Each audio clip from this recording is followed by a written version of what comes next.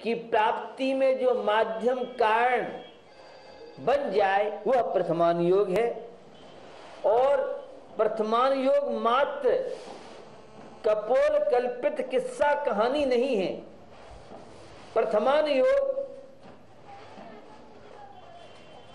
63 के महापुरुषों के जीवन वृत्त और जब सतियों का चरित्र पढ़ते हैं, उस रानी चेलना और राजा सैनिक का दाम्पत्य जीवन जब हम देखते हैं, सुनते हैं, पढ़ते हैं, तो निश्चित एक नई स्फूर्ति, एक नई जागृति और जीवन में एक परिवर्तन, जीवन में एक बदलाव आता है। तो निश्चित अगर शिक्षक, अध्यापक, प्रोफेसर, टीचर स्वयं संस्कारवान हैं तो विद्यार्थियों पर उसके आचरण की बहुत अच्छी छाप पड़ेगी। और जो स्वयं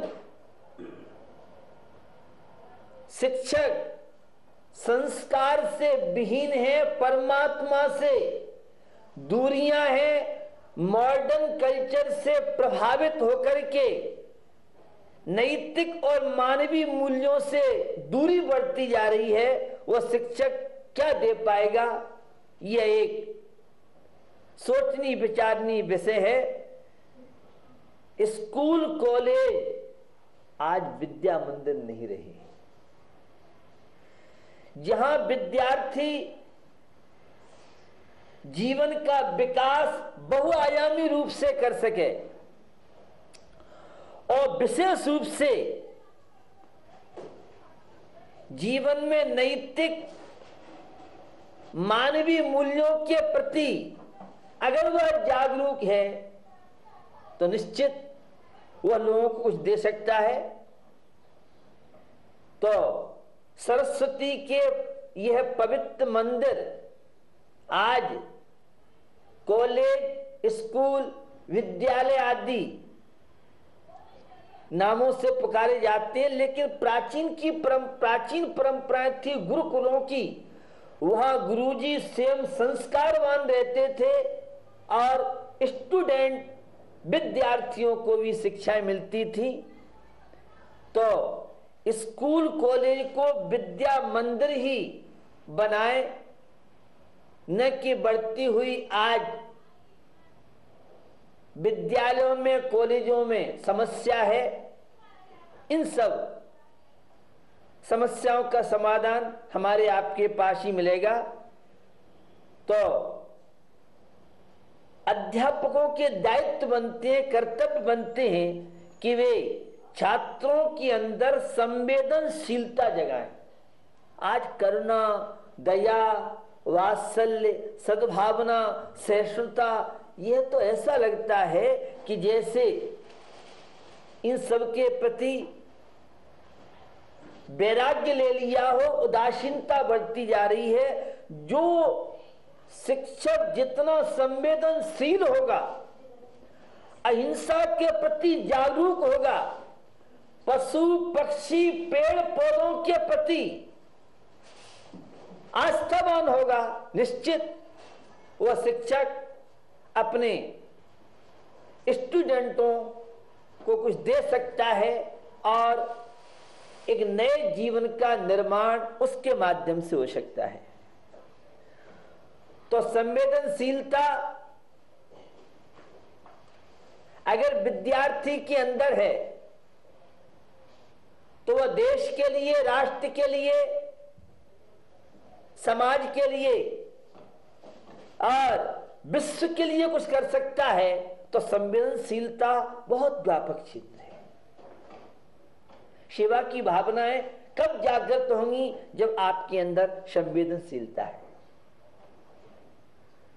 स्वार्थ जहां पर होगा वहां व्यक्ति के जीवन में कितनी संवेदनशीलता होगी। आप एक चिकित्सक को देखिए, अगर उसके अंदर संवेदनशीलता नहीं है, पेशेंट के प्रति समर्पण नहीं है, तो वह कितना पेशेंट को स्वस्थ बना पाएगा, यह प्रश्नवाचक चिन्ह है। संतान के अंदर अगर माता पिता के प्रति कृतज्ञता नहीं है तो वह क्या स्वयं का फ्यूचर बनाएगा और क्या वह समाज और देश का फ्यूचर भविष्य बनाएगा, ये सारे प्रश्नवाचक चिन्ह हैं। तो विद्यार्थियों के अंदर संवेदनशीलता आनी चाहिए। आज आप देखते हैं गौ माता के प्रति किस तरह की उपेक्षाओं की भावना है। आज आप देख रहे हैं विद्यार्थी किस तरह से अवनति की ओर बढ़ रहे हैं। विकास बहुत तकनीकी के क्षेत्र में किया है, डिग्रियां बहुत बढ़ रही हैं और परसेंट स्टूडेंटों का बहुत बढ़ रहा है, लेकिन इन सबके बाद भी जो विद्यार्थी को शांति मिलनी चाहिए वो शांति उसके जीवन में नहीं है। डिप्रेशन, तनाव, ऐसा लगता है कि शायद विद्यार्थी में और ज्यादा पहले की अपेक्षा बढ़ता जा रहा। कारण उसके बहुत हो सकते हैं।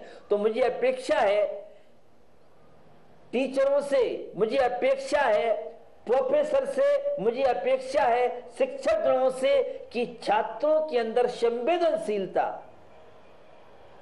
गौ माता के प्रति, पशु पक्षियों के प्रति, पेड़ पौधों के प्रति भगवान महावीर की यह विशेषता रही कि वे केवल मानव से ही प्रेम नहीं करते थे, वे पशु पक्षियों से प्रेम मात्र नहीं करते थे, उन्होंने तो पेड़ और पौधों को गले लगाया। और जब वे चलते थे तो किसी भी हरे तण पर, एक पत्ते पर, फूल पर पैर रखना भी उन्हें लगता था जैसे उस पत्ते को कष्ट नहीं हो रहा है, फूल को कष्ट नहीं हो रहा है, कष्ट मुझे हो रहा है। यह थी संवेदनशीलता।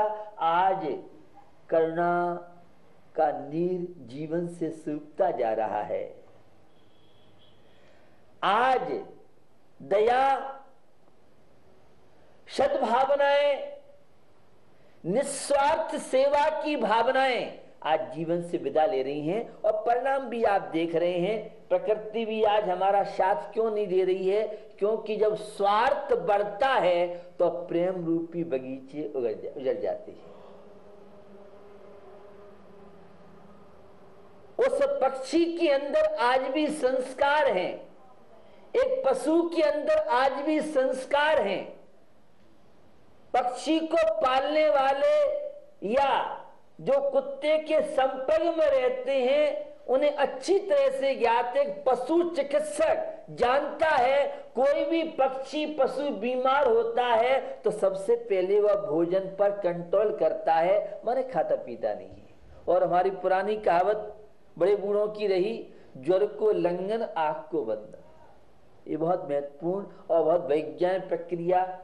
आज ये सब बातें अब्दुल कलाम और आइंस्टीन जैसे साइंटिस्टों के द्वारा तो आज ये वैज्ञानिक सिद्ध कर रहे हैं, लेकिन हमारे यहाँ ये सब चीजें सहज में थी। और मानव की दशा इससे विपरीत है। वह किसी चिकित्सक के पास जाता तो सबसे पहले खाने पीने की बात करता, मुझे क्या खाना है। पहले तो वैद्य पथ्य की बात करते थे, अब डॉक्टरों को कहना पड़ता है डायबिटीज आपको चल रही है इसलिए मीठा बंद कर दो। तो पहले भोजन जो लोग लेते थे वह भोजन औषधि का काम करती थी, अब उल्टा हो गया है। भोजन तो औषधि बन गई है और औषधि भोजन बनता जा रहा है। अगर टेबलेट आप नहीं खाते हैं, कैप्सूल आप नहीं लेते हैं, मिक्सचर आप नहीं लेते हैं, इंजेक्शन आदि मेडिसिन नहीं लेते हैं, तो लगता है कि पता नहीं क्या होगा। ब्लड प्रेशर वाला कोई पेशेंट है तो उसको एक टेबलेट तो अपेक्षित रहती है। ये सारी विसंगतियां क्यों आ रही हैं? हमारी और आपकी लापरवाही की वजह से। तो संवेदनशीलता की बात आपसे कर रहा था कि हमें पशुओं के प्रति, पक्षियों के प्रति और प्राणी मात्र के प्रति संवेदनशील होना चाहिए। हर आत्मा के अंदर परमात्मा विद्यमान है, ये आप सबको अच्छी तरह से ज्ञात है। और ऐसी पवित्र भावना जहां होगी कि जो आत्मा मेरे अंदर है वही आत्मा सबके अंदर है। ऐसा नहीं है हाथी की आत्मा बड़ी हो और चींटी की आत्मा छोटी हो। हमारी भारतीय संस्कृति के अनुसार और दार्शनिक लोगों के अनुसार हर आत्मा एक समान है, लेकिन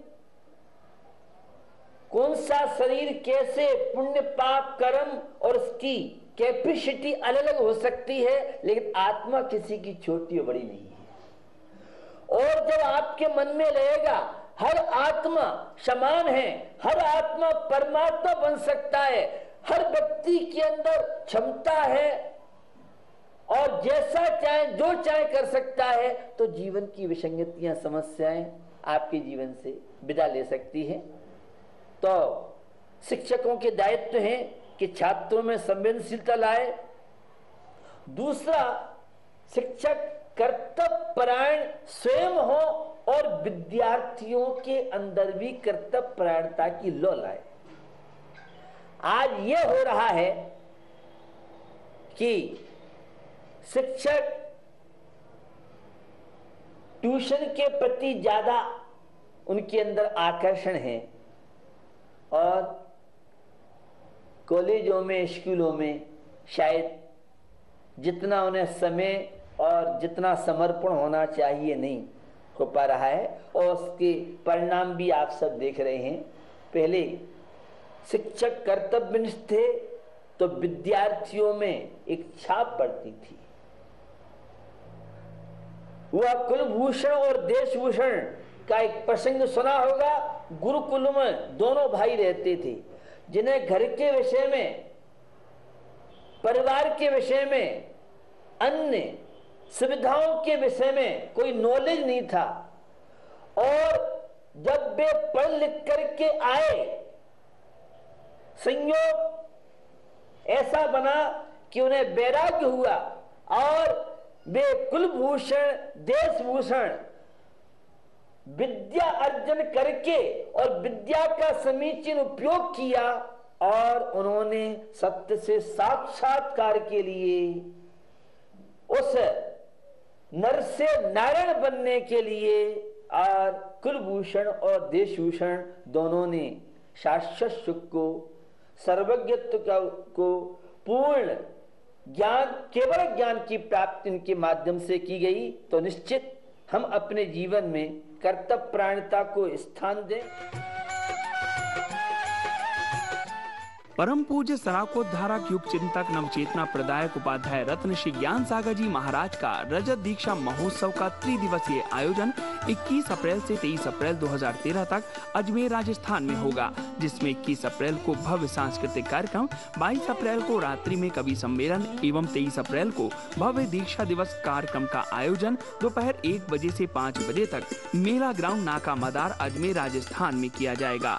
संपर्क सूत्र अशोक जैन अजमेर 09829073441, अनिल जैन दिल्ली 09810177492, प्रवीण जैन बेंगलोर 09916421000।